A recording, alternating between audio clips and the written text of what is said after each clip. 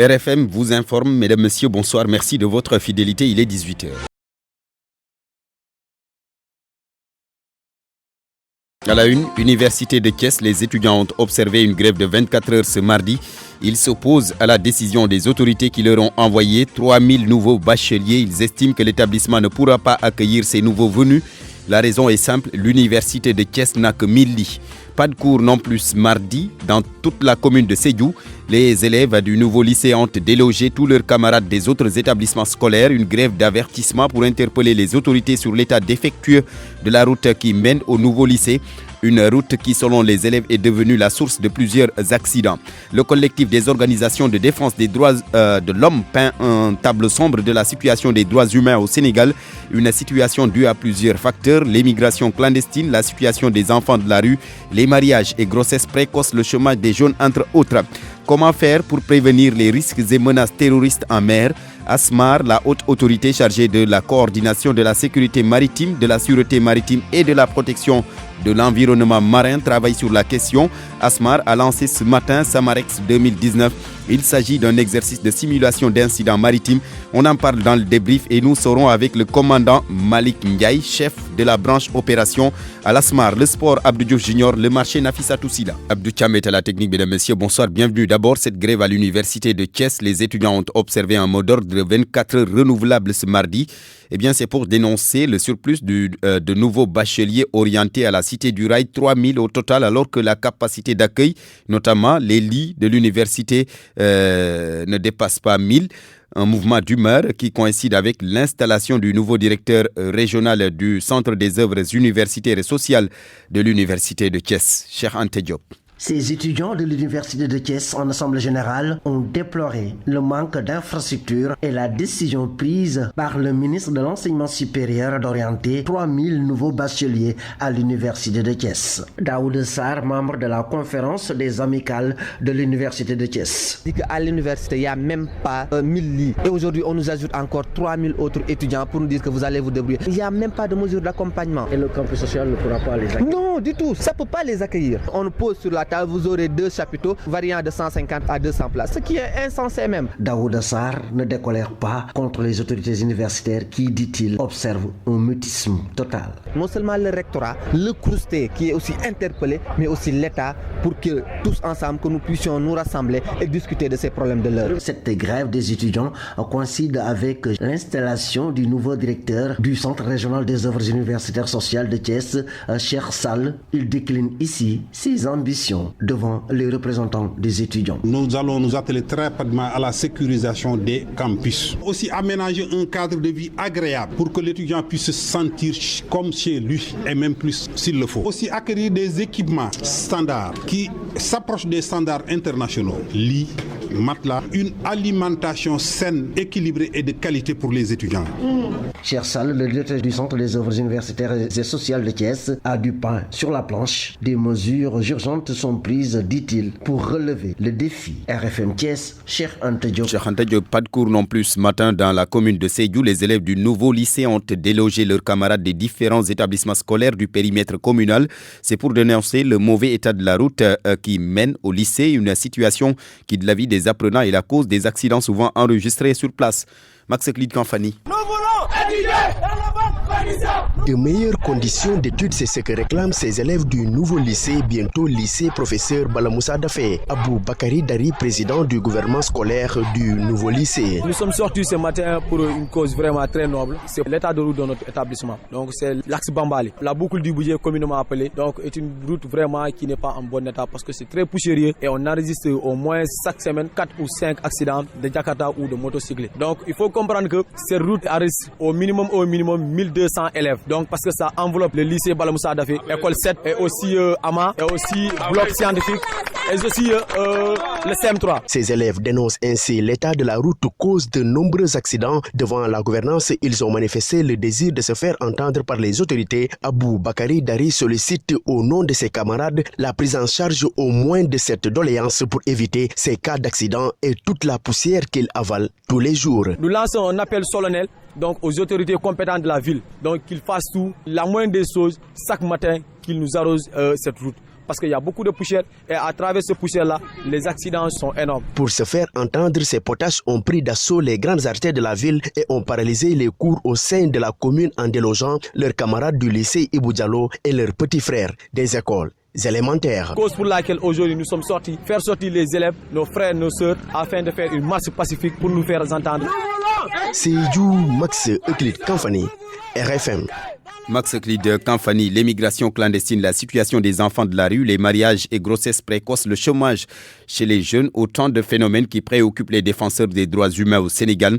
Il recommande d'ailleurs à l'État du Sénégal de redoubler d'efforts pour y remédier la jeunesse dans la défense des droits humains. Ce thème a été débattu ce matin à l'occasion de la célébration de la Journée internationale des droits de l'homme. Cette journée célébrée ce mardi. Koumba Sandiane Faye. Parlons de l'emploi, le droit au travail, les mariages précoces. Autant d'atteintes aux droits des jeunes. Une frange vulnérable qui, en ce 71e anniversaire de la Déclaration des droits de l'homme, est appelée à se mobiliser. Le Sénégal s'y identifie. Mamadou Salioussou est le secrétaire d'État chargé des droits humains. Une population composée à près de 85% de la jeunesse. Vous avez vu, auparavant, il n'y avait que la direction des droits humains. Donc si le président de la République a institué le secrétariat d'État chargé des droits humains, c'est parce qu'il a l'intention ferme de faire en sorte que les droits humains soient une réalité au Sénégal. Les jeunes s'expriment. Parmi ces jeunes, des plus jeunes dont la situation préoccupe aussi le secrétariat d'État des droits humains. Par rapport aux enfants qui sont dans la rue, nous sommes en train de mettre en place des politiques pour faire en sorte que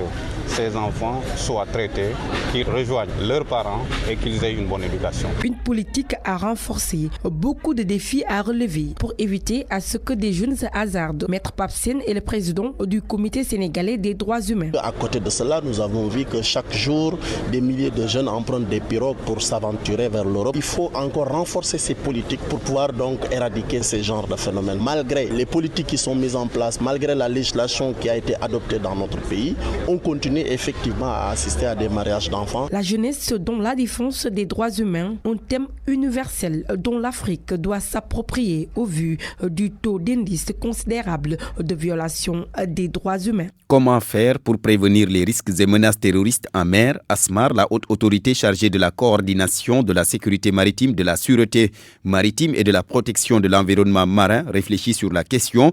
ASMAR a lancé ce matin, Samarex 2019. Il s'agit d'un exercice de simulation d'incidents maritimes. Compte rendu, Papa Balagui. Officiellement lancé, les exercices Samarex 2019 restent un atout majeur pour la marine sénégalaise. Face aux menaces terroristes et risques de sécurité, l'ASMAR ne veut pas être en reste face aux enjeux futurs. Capitaine de vaisseau Omar Wade est le secrétaire général de la haute autorité chargée de la sécurité maritime, de la sûreté maritime et de la protection de l'environnement marin. Aujourd'hui, nous allons faire travailler les forces de l'ordre dans un cas concret de coopération de lutte antidrogue. Demain, nous allons vraiment, pendant toute la journée, travailler sur la lutte antipollution parce que ça, c'est un risque majeur. Nous allons terminer sur un cas de secours de masse en mer. Donc quand nous aurons un accident maritime où il faudra récupérer des blessés, probablement des morts, comment nous nous organisons en tant qu'État pour prendre de manière convenable cet accident? 4e édition du genre, le ASMAR tire un bilan satisfaisant des tests à grandeur nature, même si des points restent à corriger, note le capitaine de vaisseau. Il paraît donc souhaitable de disposer de fonds d'intervention d'urgence qui permettent d'assurer les dépenses urgentes en cas de crise.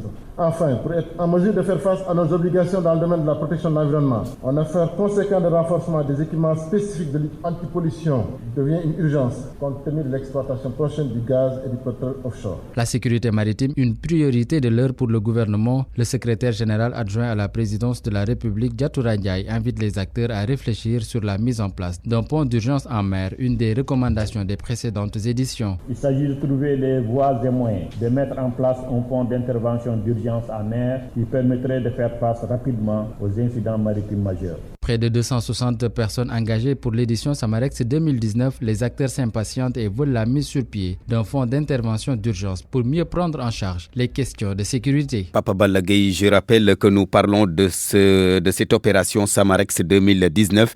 Un exercice de simulation d'incidents maritimes lancé donc ce matin. Je rappelle que nous serons avec le commandant Malik Ndiaye, chef de la branche opération à l'ASMAR. Il est 18h10. RFM, fréquente modulation 94.0, la radio en puissance. RFM Soir. RFM Soir. La conciliation, le parent pauvre du contentieux économique au tribunal de commerce hors classe de Dakar, peu d'acteurs économiques privilégient la voie du dialogue pour régler leurs différends, alors que la conciliation permet de gagner du temps pour les mêmes résultats. La juridiction veut donc inverser la tendance. Mohamed Ali Mouba, vous avez assisté à la journée portes ouvertes, une journée pour mieux vulgariser cette voie de sortie de conflit.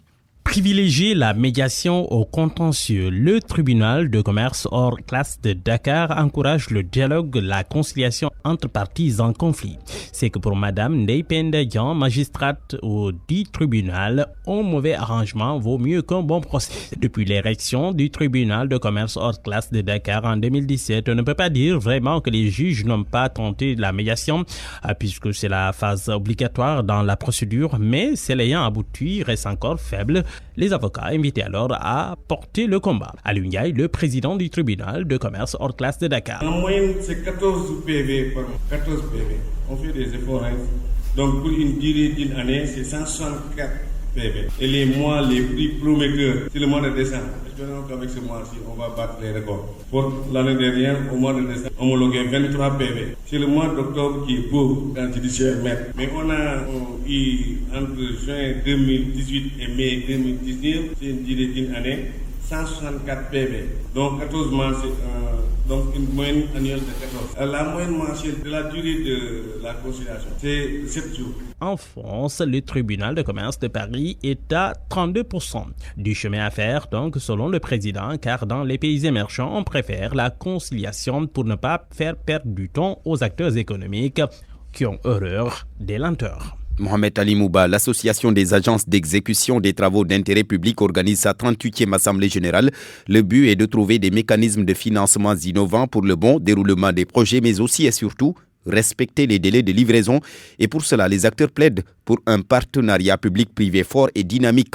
Nafissatou Sila. 20 pays d'Afrique réfléchissent sur des mécanismes innovants de financement des agences d'exécution des travaux d'intérêt public. Les perspectives et attentes sont à l'ordre du jour et pour l'AGETIP Sénégal, des projets sont en cours. El Hadj Malik Gueye, le directeur général. Le Sénégal est en train de mettre en œuvre beaucoup de projets avec cette approche financement innovant, particulièrement avec les PPP. AGETIP Sénégal est au cœur de ce dispositif, mais il fallait partager les bonnes pratiques avec nos homologues africains.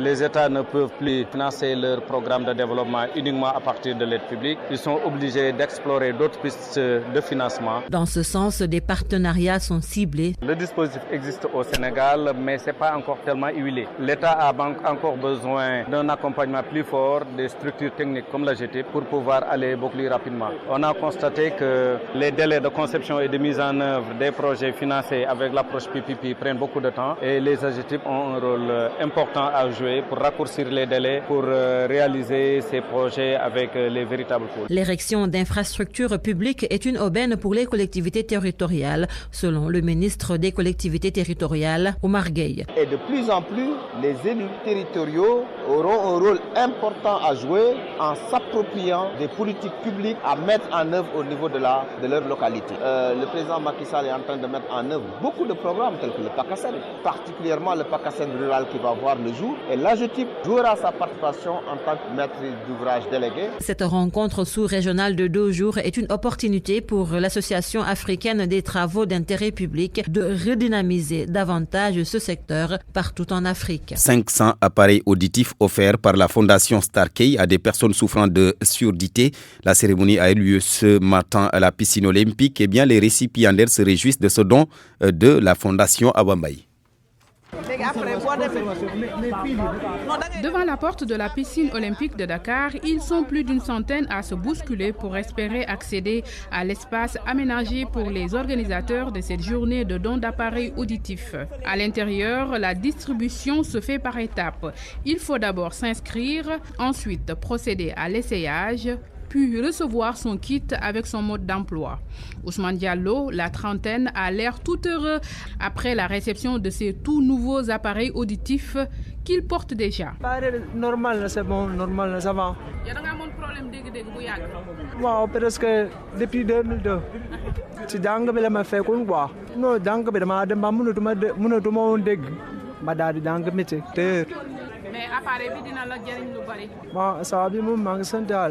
Le docteur Malik Diop. Je suis responsable du centre médical de Fann Résidence. Je suis aussi le programme advisor pour la fondation américaine qui s'appelle la Starkey Hearing Foundation. Et sollicité de toutes parts pour cette 5e édition. Le port d'un appareil auditif pour quelqu'un qui n'entend pas va lui permettre de mieux entendre. Et quand on entend mieux, on peut communiquer avec son entourage. Les appareils coûtent cher. Il y a plusieurs types d'appareils. Il y en a qui sont assez sophistiqués, qui peuvent coûter jusqu'à 2 millions de francs CFA. Et puis il y en a qui sont comparables à ceux qu'on va offrir et dont le coût tourne autour de 300 000 francs CFA. Alors si vous multipliez 300 000 francs CFA par 500 personnes, ça vous donne une idée de ce que la Fondation apporte au Sénégal en termes de confort de vie. Alors vous voyez qu'ils sont nombreux, parce qu'à l'intérieur de l'enceinte, ils sont à peu près 500. Dehors, ils sont également 500. On ne peut pas prendre tout le monde. C'est dire que les problèmes de surdité constituent un réel problème de santé publique au Sénégal. On commence avec le basketball pour parler des championnats de D2 chez les filles, mais également chez les garçons. Verdict ce soir. Les demi-finales ont été jouées. Chez les filles, ce sera donc INSEPS UCAD ou CMT. Les deux équipes s'affrontent à l'instant au stadium Marius Ndiaye pour le contrôle du championnat écoulé. Le vainqueur sera champion du Sénégal de basketball de D2 2018-2019, même si INSEPS et CMT sont déjà en division 1 après leur qualification en finale hier. CMT Ziguinchor a battu hier le Ziguinchor Basket Club 63-30. Chez les garçons, ASC BOP et Isaac Sport se frottent à 18h15. Normalement, c'est l'heure qui a été prévue, mais sur ce même stade se joue actuellement la rencontre chez les filles. Donc, ils vont devoir retarder un peu ce match Barthélémy Ngom. Les deux équipes sont en D1 après leur victoire en demi-finale du tournoi de montée en D1 hier. BOP a battu US Parcelles Assainies 64-49 alors que les Exports a pris le dessus sur Dream Act 83-76. Le tournoi tire à sa fin. Les demi-finales ont été jouées hier chez les filles comme chez les garçons. Atouman Gueye juge le niveau du tournoi. Il est le président de la commission de programmation. Nous l'écoutons avec Malal Junior Diagne. Sur le plan jeu et technique, je crois que ça est très bon tournoi et très relevé, surtout au niveau des garçons. Parce qu'au niveau des garçons, à peu près, il y avait presque 8 prétendantes qui pouvaient bien accéder en première division. Déjà, j'avais à peu près pouvaient aller au podium. RSF Yoff, la même chose. Dream Act, la même chose. Bob Isaac, ça fait presque 2 ans, ils vont toujours en demi-finale, mais malheureusement chaque année en demi-finale ils sont éliminés. Ce n'est même pas une révélation parce que l'année dernière même, Kolda aussi avait tiré les quarts de finale avec Bob. Bon, je pense qu'au niveau des garçons, c'est un très bon niveau. Il y a à peu près 7 à 8 équipes vraiment qui pouvaient prétendre à accéder en première division. Par contre, au niveau des filles aussi, la même chose. À peu près, il y avait 4 équipes, à savoir Pékin Basket Club, CMT qui est là, Don Bosco, INSEPS, mais avec Ziguinchor Basket Club. En tout cas, ça a été un niveau acceptable pour un tournoi national de montée. INSEPS UCAD contre CMT, c'est donc à l'instant chez les filles. Nous y reviendrons dans nos prochaines éditions avec notre reporter Abdoulaye Diop qui va également suivre la rencontre Isaac Sport Bob pour la RFM. Abdou Diouf Junior, et on enchaîne avec du football, c'est pour parler de la Ligue des champions Red Bull Salzbourg qui reçoit ses artistes. Oui, Salzbourg, c'est le club autrichien qui a révélé Sadio Mané et Naby Keita, qui sont titulaires d'ailleurs dans cette partie. Les joueurs de Liverpool qui subissent la pression des jeunes du Red Bull Salzbourg. Les deux équipes jouent depuis 25 minutes maintenant. 0 but partout. Dans l'autre partie de ce groupe F, retenez que pour l'instant, c'est Naples de Kalidou Koulibaly qui mène devant Racing Genk, un but de Milik dès la 3e minute. La partie qui se poursuit donc, ils sont à 25 minutes de jouer dans ce groupe E. Dans le groupe G, à 20h, vous aurez la rencontre Lyon contre Red Bull Leipzig. Benfica, Zénith Saint-Pétersbourg. Le FC Barcelone qui se déplace à Inter Milan, ce sera à 20h. Et pour le compte de la 6e journée du groupe F, Slavia Prague va défier en Allemagne le Borussia Dortmund, très en forme ces derniers temps en championnat Bundesliga allemande. Chelsea qui reçoit Lille, le club français, et Ajax Amsterdam qui reçoit à 20h le FC Valence. Ces deux matchs, c'est pour le compte du groupe H Barthélémy Ngom. C'est tout. Oui. Oui, merci beaucoup Abdou Diouf Junior. Les résultats. Sur RFM. Oui, je disais donc que les résultats de ces matchs dans nos éditions du soir. Abdou Thiam qui me marche sur la langue. Le marché Nafissatou Sila. Bienvenue. De plus en plus, la commercialisation du poulet prend de l'ampleur. Dans les marchés de la capitale, c'est le cas. Et la vente n'est pas structurée, de même que l'abattage de la volaille. Abattage clandestin et qui ne respecte point les normes d'hygiène. Au marché Tilène, il existe un abattoir de poulet, mais les règles d'hygiène sont remises en cause. Si certains clients dénoncent ces conditions d'hygiène exécrables, d'autres se replient pour des raisons islamiques, mais les commerçants eux-mêmes se défendent. Le reportage Oumoudié Ganyang. Le constat est le même partout. Ce coin, ils l'appellent Rukuginar. C'est ici qu'ils vendent leurs poulets.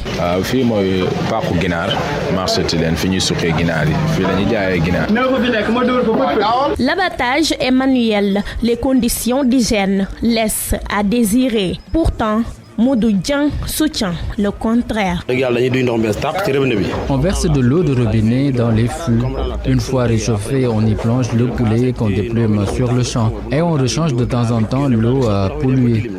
Sa cliente ivoirienne ne partage pas son avis. Samira Yawa achète le poulet à Rukuginar parce qu'elle n'a pas d'autre choix. Moi, les conditions ne sont pas trop réunies. Parce que, genre, tu vas pas prendre un poulet pour aller égorger à la maison, ça rend la maison sale encore. Et puis, l'odeur va rester dans la maison. Donc, c'est pour ça qu'on peut faire, genre, on vient acheter ici. Et puis, c'est pourquoi encore, genre, il constate que les poulets d'ici sont moins chers que les poulets des supermarchés aussi. Moustapha Kamara évoque des raisons spirituelles. Il ne fait pas confiance aux poulets vendus dans les supermarchés. Je ne suis pas rassuré avec le poulet déjà emballé, donc je pense que je ne peux pas l'acheter car ignorant les conditions dans lesquelles l'animal a été abattu. Dans ce sens, je préfère les poulets vendus ici. Pape Ndiaye tient un magasin au marché Tilène. Il revend des poulets déjà déplumés. Pour lui, les conditions d'hygiène dépendent des exigences. Je n'accepte pas qu'on me vende des poulets dans certaines conditions. Si les poulets ne sont pas propres, ça risque de dégager de mauvaises odeurs une fois dans le frigo. C'est pourquoi j'exige aux vendeurs ce que je veux. L'hygiène pose problème dans les abattoirs. Les vendeurs de poulets proposent la modernisation du matériel utilisé pour l'abattage. La surveillance de ces abattoirs jugés clandestins incombe au ministère de l'élevage. Des politiques idoines sont mises sur pied, mais les commerçants ne s'y conforment pas. Écoutons à ce propos Dr Maktar Diouf, vétérinaire, directeur du Centre national d'aviculture de Mbao. Il s'est entretenu avec Seydou Nourouba. Maktar Diouf, bonsoir. Quelle solution pour mettre fin à ces abattoirs clandestins dans les marchés? Je tiens d'abord à vous dire que ce type d'abattage n'est pas du tout autorisé ni accepté par le ministère de l'élevage. Donc c'est quelque chose que nous interdisons depuis des années. Mais en fait, là, les traditions, on l'a dans le dur, comme on dit. Et chaque fois que les agents du service régional de l'élevage passent, les gens reviennent derrière. On a été fait et l'analyse justement de ces eaux, de ces produits montre qu'il y a quand même, qui ne respectent pas du tout les normes, disons, d'hygiène. Bon, maintenant, au niveau de l'État, ce qui a été fait, il y avait le projet qu'on appelle le projet de développement des marchés agricoles du Sénégal, le PDMA. Et c'est au cours de ce projet-là que nous avons élaboré, avec justement les professionnels, un guide des bonnes pratiques d'abattage et de transformation des volailles. Donc ce guide-là disait comment doit être l'abattoir, comment il doit être abattu et tout. Et les professionnels étaient partie prenante. Est-ce que l'État a proposé des solutions pour mettre un terme à ces abattoirs? L'État est même allé jusqu'à proposer à ceux qui voulaient faire un abattoir, ce qu'on appelle un matching grant, Le matching grant, c'est vous donnez un plan d'abattoir qu'on peut élaborer avec vous et l'État met gratuitement à votre disposition la moitié de la somme. Donc ça aussi, ça a été fait. Bon, maintenant, malgré ces efforts-là, comme je dis, c'est un peu un problème de la société sénégalaise. C'est un peu le problème des marchands ambulants et autres. Et chaque fois que vous mettez des choses en place, ils reviennent derrière et font un peu ce qui les arrange. Ça l'est justement parce que le marché, il est lucratif, il est intéressant.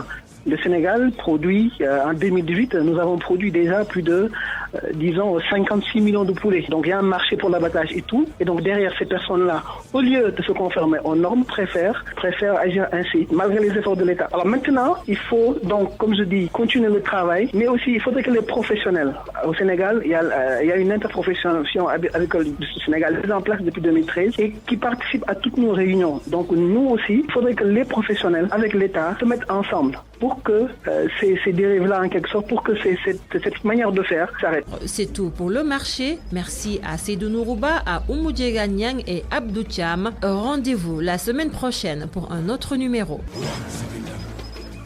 Merci beaucoup Nafissa Toussila. À la semaine prochaine pour un autre numéro du marché. 18h26, l'heure du débrief. Commandant Malik Ndiaye, bonsoir. Bonsoir. Vous êtes le chef de la branche opération de la haute autorité chargée de la coordination de la sécurité maritime, de la sûreté maritime et de la protection de l'environnement marin. Ce matin, vous avez lancé Samarex 2019. Et à travers cet exercice de simulation d'incidents maritimes, vous travaillez sur la sécurité en mer. Quand vous dites sécurité en mer, en clair, vous faites allusion à quoi? Oui, la sécurité en mer porte donc sur... trois volets. Il y a ce qu'on appelle la sûreté maritime, c'est-à-dire tous les actes illicites qui est un peu donc lié à la malveillance de l'homme. Il y a aussi les risques et menaces d'origine accidentelle, mais aussi nous parlons de la pollution marine donc par déversement d'hydrocarbures en mer. Il y a aussi le sauvetage de naufragés en mer. Donc c'est ces trois volets-là qui constituent un peu la sécurité maritime. Oui, la sécurité maritime qui répond à des règles et à des obligations. Il y a d'abord les règles de base pour naviguer en mer. Il y a la météo d'abord, le respect du nombre de passagers, le respect du code de navigation, les équipements et la sécurité. Et c'est le point qui vous intéresse le plus. Ce matin, vous vous êtes focalisé en tout cas sur d'éventuelles menaces, des accidents en mer. Justement, comment faire pour prévenir ces risques-là? Oui, pour prévenir ce risque-là, il y a d'abord ce qu'on appelle, donc il y a une stratégie maritime qui est mise en place. Il y a la prévention, donc il y a les bases qui forment un peu l'ensemble des règles à respecter avant d'aller en mer. Il y a l'Agence nationale des affaires maritimes donc qui légifère en ce sens, mettant sur place des arrêtés que les acteurs doivent respecter. Il y a des contrôles à quai, il y a des contrôles donc au niveau des ports, les contrôles au niveau des embarcadères, les contrôles aussi au niveau des débarcadères de la pêche artisanale, etc. Il y a aussi le respect, comme vous l'avez dit tout à l'heure, donc de la météo, parce que la météo donne l'état de la mer et donne l'autorisation entre guillemets d'aller en mer. Il y a donc tout cela à respecter avant d'y aller. Mais aussi, il y a donc la surveillance maritime qui est effectuée par les parties prenantes de l'action de l'État en mer, telles que la Marine nationale qui est au cœur donc de ces actions, qui envoie des unités en mer pour contrôler en fait le respect donc des règles et des usages en mer. Donc il y a toutes ces parties-là qui sont concernées donc dans la prévention, dans l'action, dans l'intervention donc en mer. Et l'objectif visé, c'est quoi? Samarex vise quoi? Samarex 2019, donc c'est 3 jours aujourd'hui, demain et après-demain. Et vous savez, donc quand la casse Asmar a été créée en 2006, au lendemain donc du naufrage du Joola, on s'était rendu compte que l'État du Sénégal avait des moyens, mais qui étaient un peu éparpillés et qu'on n'arrivait pas à mettre ensemble, les administrations compétentes en mer pour travailler ensemble.